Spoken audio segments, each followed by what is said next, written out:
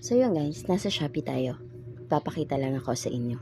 So kay Shopee, pwede rin kayong mag-earn ng coins na pwede nyong gamitin sa pag-check out nyo. So nakikita nyo tong video. I-click nyo lang yan. Nakikita nyo yung mga videos. Hinaan natin. So yan, yung mga videos na pwede nyong panoorin. Nakikita nyo to sa gilid, tong bilog na to, Shopee Video Rewards. Diyan, pwede kayo makaano ng rewards. Pag clinic nyo yan, ito yung makikita nyo. So, ito yung mga naipon nyo.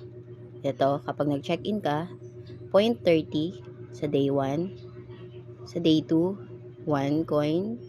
And sa day 3, 0.50. And so on. So, daily na, 7 consecutive days na pag check-in nyo, mag-earn ka ng 5 peso coins.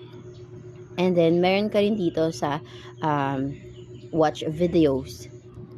All you have to do is to watch videos for 30 minutes and makakapag-earn ka ng 6 coins naman. And pwede kayong mag-post ng video mo. First video na ipopost mo, makaka-earn ka ng 4 coins. And post to earn coins daily. Kapag nagkaroon ng 10 likes, yung video mo, meron kang 2 na coins. Post your hashtag mas mura sa Shopee Finds. So, pag naka-ano ka ng 10 likes sa video mo, meron kang 4 coins. So, ayan siya.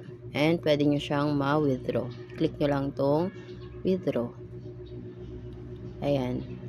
The rewards can be only withdrawn to Shopee Coins. So, sa Shopee Coins lang siya makukuha. Hindi mo siya pwedeng magamit yung ika-cash out. To view your Shopee Coins balance, go to Me page and click on Shopee Coins in My Wallet section. So, punta muna tayo dun. Papakita ko sa inyo. So, ito yung ating Shopee Coins. Yan, sa My Wallet, diba? And, i-click nyo yung Shopee Coins. And, pag nag-check-in ka rin, daily, meron kayong makukuha dyan. So, ito. 0.33 lang yung ating Shopee Coins. Diyan mapupunta yung i-withdraw nyo doon. Balikan natin yung sa video. Click natin tong Shopee Video Reward. Ayan. So, meron tayong 8 coins. I-click nyo yung withdraw.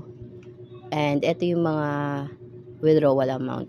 1 coin, 5 coins, 10 coins, 30 coins, 50 coins, and max yung 100 coins.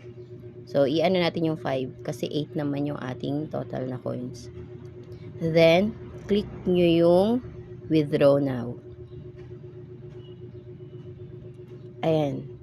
So, kita nyo, 3 coins na lang yung natira. Back natin. Ayan, 3 na lang siya, diba? Pwede nyo pa naman yan ma-withdraw kasi, diba, meron, minimum naman is 1 coin. Ngayon, balik tayo dun sa ating andito. So, ayan, nag-refresh ako. Makikita nyo yung 0.33 coins natin is 5 coins na. So, yan ay magagamit nyo kapag parang mga discount. Pag mag-check out kayo, and magagamit nyo siya. So, parang makakaless kayo kahit papano. Ayan, kung hindi lang naman kayo busy, pwede nyo maggawa yan yung mga rewards na yan. So, ano lang naman, daily, 30 minutes daily for 6 coins. Not bad. So, ayun. Ganun lang guys. Thank you for watching. Bye!